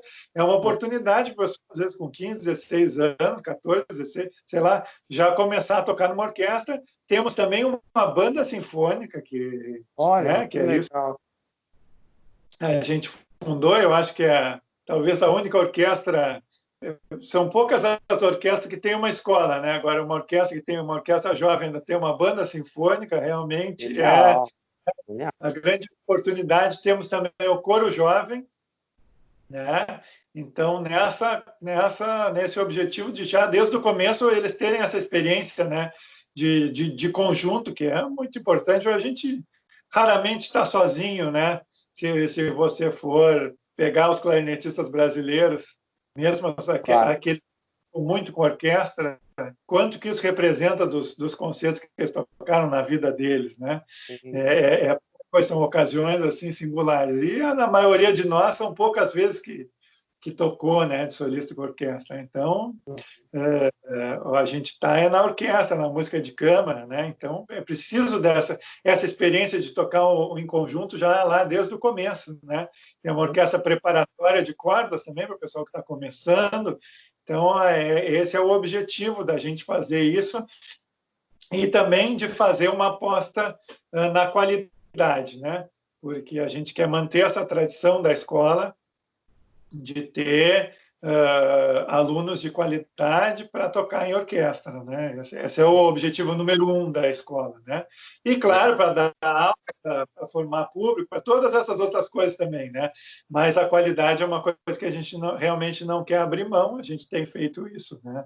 Eu assumi a escola em 2015. Se você vier uma vez a Porto Alegre, fica o convite para visitar a nova sede. É uma sede linda, né? Se você já ficou impressionado com aquela antiga, agora você vai ficar impressionado com o prédio, né? Um prédio da Que década de ótimo. 30, bonito, Que ótimo. muito bom. Ah, bacana, bacana. E quem dá? Esses são os músicos da orquestra que dão aula nessa escola, né? Isso, são Tem- todos os professores são músicos da OSPA, então eles têm toda a formação, né, de orquestra para passar para os alunos. Atualmente, quem está dando aula de clarinete lá é o Samuel, né? Eu Ah, estou só legal. na... Já é encrenca o suficiente. É, isso que eu ia dizer. Se você deve estar só na coordenação, que só é o entre aspas, porque isso aí já é o. Com Já todos é- aqueles... Depois, como eu disse, agora menos, eu gosto menos de coisas difíceis, mas ainda gosto de fazer bastante coisa, né? Legal. E para você, eu tenho dado muita aula em festival, né? Então, aí eu também tenho um panorama bem legal, assim, e a gente vê também como mudou lá de 2003, do primeiro festival que eu dei aula, para agora 2020, né? Como o nível melhorou, como as pessoas estão tocando melhor, mas tanto nessa parte da musicalidade, eu ainda acho que o pessoal, né, se um conselho para dar para as pessoas, né, Opa. essa coisa de pensar música, ouvir música, isso faz muita diferença, né? E a Uhum. outra coisa também, às vezes, a gente se surpreende com pessoas que já estão tocando com muita técnica, mas que na parte aquela mais dos fundamentos, né, você vê alguma coisa que ainda precisa a parte de apoio, embocadura, Uhum. essas coisas. Você não vai mexer nisso em 15 dias de festival, mas, enfim, a gente tenta, né? Às vezes as pessoas dão mais importância para tocar todas as notas e todas as coisas e acabam esquecendo dessas coisas mais fundamentais. Uhum. Mas, voltando então para a escola da OSPA, realmente, eu acho que a escola também, assim como a OSPA, ela está numa fase muito boa e agora nós estamos nessa coisa, todos os nossos professores estão dando aula online, que é uma coisa muito importante, Sim. e a gente quer usar esse período, né? Isso é uma coisa que tem na minha cabeça, até como aprendizado para depois a gente poder atender mais, né? Mais alunos, pode atender pessoas, por exemplo, no interior do Rio Grande do Sul ou em outros locais, Legal. fazer coisa assim que esse estilo de aula nos propicia e que às vezes naquela corrida do dia a dia você acaba não se dedicando tanto a isso, né? Eu tenho Uhum. alguns alunos particulares também, ainda tem, e aí eu vejo como eu também aprendi, né, nesses 2 meses, assim, né? Como no Ah, começo você deve ter essa experiência também, você fica ali, ó, e agora, né? Como é que faz? Não sei, daí você vai aprendendo, né? E isso é muito legal, né? sem dúvida, Estamos em sem frente. dúvida. Esse negócio de aula online, para mim, é uma completa novidade. Imagino que para muita gente, a não ser caras que nem o Erson Amorim, por exemplo, foi o primeiro com quem eu tive a oportunidade de conversar. E não por acaso, eu comecei por ele, porque é um cara que já está aí com um canal, e ele tem todo um equipamento de ponta. Eu conheci ele lá no FIC Rio, Sim, estava tocando, daí conheci ele, né? Se apresentou. é E super daí, bacana. quando depois ele me mandou, ele filmou, né? Eu toquei um recital lá, ele filmou. Ainda bem que eu não sabia que era ao vivo. Eu não sei se você estava lá em São Paulo no ano passado, quando fiz o lançamento de CD do Bruno Kiefer. Sim, Eu disse que uma das histórias que eu contei lá foi o seguinte, que tem um pouco essa filosofia, né? Tinha um violinista belga, o Gerald Rubinstein, que ele falava que quando você está num teatro tocando para 1.000 pessoas, você vai ter uns 30 violinistas na plateia e 970 que não são violinistas. Ele disse assim, os 30 violinistas, nenhum vai gostar. Um vai dizer assim, por que não botou o quarto dedo? Por que ele fez esse arco? Por que ele, né, ficou com esse dedilhado? Por que ele fez essa parte tão devagar? Né? Nenhum vai gostar. Então, toca para os outros 970, né? Que não sabem nada de que foram lá para escutar a música. Eu tenho bastante essa filosofia, quando vou tocar um concerto. Só que daí, quando você toca no festival de clarinetistas, não tem os 970, só tem os 30 lá. É a pior, pressão, né? pior até, mas foi, enfim, depois de tanto tempo, né? Aí essas coisas já estão bem mais tranquilas. Como eu falei, isso é uma outra. é uma outra coisa que os alunos pedem muito para falar, né? Como enfrentar o medo do palco, o medo Legal. do concurso, mas isso aí vai ficar para uma outra vez, né? Só Então. que você vai ganhando experiência, né? A velhice tem alguma coisa, a velhice não, mas assim, você ficar mais velho tem alguma coisa boa também. Então, eu sei que é um assunto gigantesco, a gente não precisa entrar nele com muita energia, mas você trabalha nas aulas com os alunos, alguma questão relacionada com isso, com essa coisa de tensão de palco, assim? Você tem estratégias com você, além da Eu, experiência, por exemplo?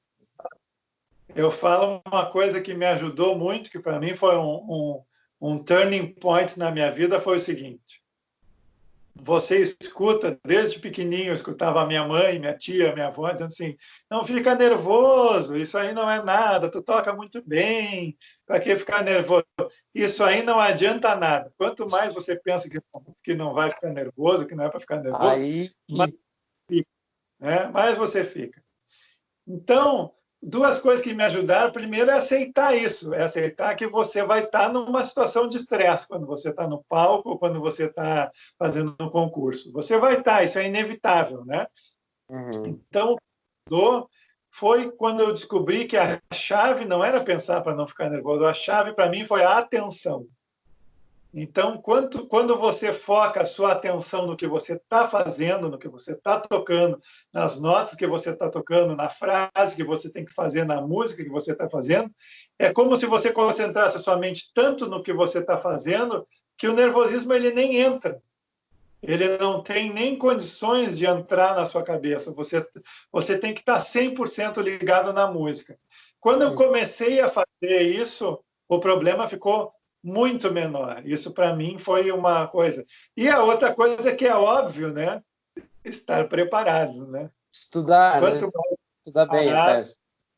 você vai melhor. Uma coisa que o Cristiano também me ajudou, né, quando eu estava lá, embora eu já tivesse superado essa coisa mais, né, quando eu fiz o mestrado, né, mas assim que eu achei muito legal é a coisa da simulação da performance, né? Você tocar para os seus amigos, família, antes de tocar um concerto. Isso também é uma coisa muito boa, Legal. né? Então, são estratégias que você. Agora, essa coisa da concentração, para mim, é fundamental, é mudar o jeito que você vê a coisa, né? Uhum. E feliz que você vai tocar o concerto, né? Saber que você vai estar nervoso. Essa é uma outra coisa que eu digo também para os alunos em festival. Eu digo, olha, gente, nos últimos 5 anos, os concertos que eu toquei pior foi os que eu estava menos nervoso. Olha. E daí, sabe, você chega lá no concerto e daqui a pouco você se distrai, porque você está tão pouco nervoso. Então, você tem que usar esse nervosismo, essa coisa que você está, para se concentrar e para entrar na música, né? Isso é como um Uhum. trampolim para você fazer. Por isso que muitas vezes você tem uma obra que você tem um vídeo de alguém que gravou em estúdio e é muito pior do que a gravação na hora, porque na hora tem toda a adrenalina, tem toda aquela tensão e que pode ajudar você, né? Então, acho que esse assunto daria para falar 5 horas, mas Opa. o pau, para mim, foi isso, né? Estar bem preparado e concentrar no que você está fazendo, né? Legal. Legal. Bom, para a gente ir caminhando para os finalmente aqui e arrematando, você falou do festival, dos cursos de verão que você dá, e sei que são vários e tal. Você vem dando alguns aí ao longo da sua trajetória. Você percebe, você já falou um pouco sobre isso, você percebe uma mudança de perfil dos alunos, especialmente dos brasileiros, nesses festivais? Que tipo de mudança você acha que tem acontecido nesse período que você dá aula aí? O que você acha? Uma coisa muito legal que aconteceu nos últimos, talvez, 10, 15 anos, foi a coisa dos projetos sociais, né? Uhum. A gente vê muita gente que começou em projeto social. Isso é muito legal, né? Muda completamente. Você vê muito mais gente tocando bem do que você, bem tecnicamente, né? Do que você via. Muito mais gente, eu me lembro há uns 10, talvez 10 anos atrás, que eu dei aula num festival e pensei assim, nossa, mas o problema é que eles não sabem estudar. No seguinte sentido, ele dizia assim, aqui daí você estuda mais lento, aí mostrava com um pouquinho com o metrônomo, aqui você faz isso, aqui você faz aquilo, aqui você faz isso, pronto. Chegava na outra aula, acontecia exatamente a mesma coisa, como se você não tivesse dado aula, né? Então, aí eu passei, naquela época, a estudar com os alunos, né? Então, vamos fazer aqui, põe o metrônomo 80, aí toca a passagem. Agora 84, depois 88, né? Ia estudando como se estivesse na casa deles, né? Hoje em dia, isso já não é mais tão necessário. Faço isso com alguns alunos, às vezes. Mas parece que, assim, o nível também, as pessoas que tocam bem no Brasil, o número aumentou muito do que era 15, 20 anos atrás, né? E isso se reflete nos alunos, né? Então, você vê alunos muito bons hoje em dia. Sempre teve alunos bons, né? Mas eu noto que o nível melhorou muito e o perfil, como eu falei, essa coisa de ter mais gente oriunda de projetos sociais, é muito legal você ver a música se democratizando, né? Entrando, né? Em todos, e acho que isso aí é uma coisa que tomara que continue, né, no futuro e que aumente, acho que é por aí. Além do que, na escola da OSPA também a gente procura também dar uma dimensão social para os alunos. A gente fez um projeto que chama a Escola da OSPA na Comunidade, né? A gente leva os alunos para tocar também em outros locais onde não tem música, tipo hospitais, escolas, bibliotecas, né? Tivemos até no presídio aqui, e você vê que a música também tem um lado social, né? Eu acho que isso é importante também, né? Não só dentro da sala de concerto, né? Legal, legal. Bom, Diego, a gente perpassou aí um monte de coisas muito bacanas, assim, coisas que eu não tinha a menor ideia, coisas que algumas coisas eu já imaginava, eu já sabia, porque, como te falei, te vi tocando algumas vezes e acompanho o teu canal eventualmente, assim.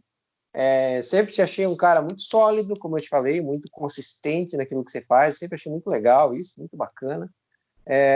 Ouvindo você falar sobre essa coisa da concentração, eu começo a entender melhor algumas coisas que você faz no vídeo, nos vídeos do YouTube que você põe lá na tua performance, acho muito legal isso. Tudo esse bate-papo que a gente fez, faltou alguma coisinha que eu poderia ter abordado, ou que você gostaria de falar, de complementar? O que você acha? Olha, eu acho que a gente falou bastante coisa, né? Se me deixar aqui, eu vou dando até amanhã. Eu acho que é aquilo, Não. tudo tem um fim, a não ser. Olha, a gente já falou bastante. Eu acho que parabéns aos que seguiram até aqui também. Opa, quem chegou até aqui, né? Mas, Então, enfim, eu queria elogiar a sua iniciativa, né, de fazer esses bate-papos aí, né? Como eu falei, teve coisas que eu nunca tinha falado, essa coisa do Mozart, né, de chegar no dia lá, são aqueles bastidores, né, das coisas. Então, é muito legal isso para o pessoal saber, né? Saber também como o começo lá foi muito difícil, assim, né, até engrenar né, com uma pessoa certa e coisa, mas eu acho que é aquilo, né? A gente sempre tem que seguir, né? Sempre tem que ter amor. Eu nesses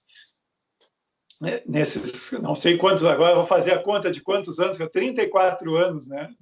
Tocando clarinete. Eu estou completamente apaixonado pelo instrumento e pela música, né? E isso é a coisa mais importante. Eu me pego muitas vezes o ano passado, por exemplo, a gente tocou 2 concertos próximos, um com a Sexta de Tchaikovsky, né, que tem todos aqueles solos, né, e outro com a Quarta de Brahms, que também tem bastante solos para clarinete.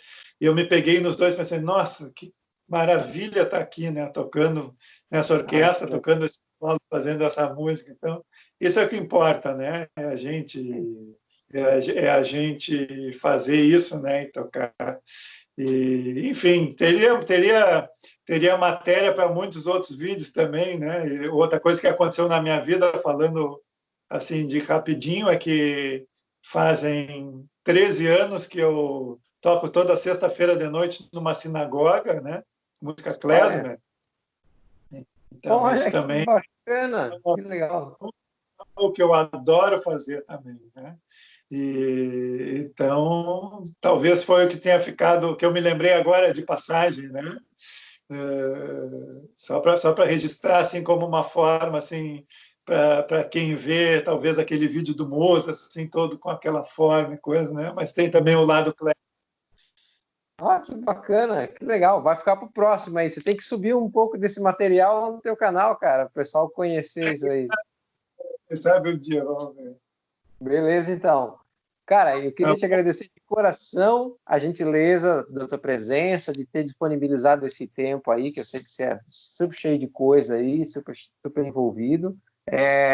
Eu fico muito feliz de ter podido me dar essa honra aí de a gente bater esse papo, porque, como eu te falei, eu acho que é, você é uma referência em conteste, para mim sempre foi. Acho bem bacana você estar aí no Sul, levantando a bola, tocando a escola da OSPA, sendo esse cara aí na orquestra. Acho muito legal, muito bacana mesmo. Fiquei muito feliz que você pôde ter vindo no ano passado no nosso encontro de clarinetistas. Achei que foi um ponto bem legal, um ponto bem bacana. Embora, como eu estava na organização, acabou surgindo aqui naqueles grupos de WhatsApp com 700 alunos organizando. Pô, professor, Como é? apareceu um problema e aí eu não pude ver o teu recital, infelizmente. Mas, enfim, queria te agradecer. Você não precisa explicar, eu sei bem como é isso. Eu também tive aqui no festival, nós também, esse também foi uma outra coisa que faltou Exato, falar, que foi o exato. Festival de Clarinetistas, que eu organizei aqui, o primeiro, né? Estamos na Aham, expectativa do segundo, mas assim, também foi uma coisa muito legal. Eu sei bem como é essa coisa de você estar tendo que resolver um monte de coisa, às vezes não poder acompanhar muita coisa que você gostaria. exatamente, Então, exatamente. olha, obrigado, foi um grande prazer ter participado. Ótimo, E é muito isso. legal. Um abraço para todo mundo, todos o pessoal, né, que assistia aí. Bacana. E fiquem bem, fiquem em casa também, né? Nunca é demais também. Exatamente, exatamente, exatamente. Valeu, Diego. Grande abraço para você aí. Um abração, hein? Um abração, tudo de bom.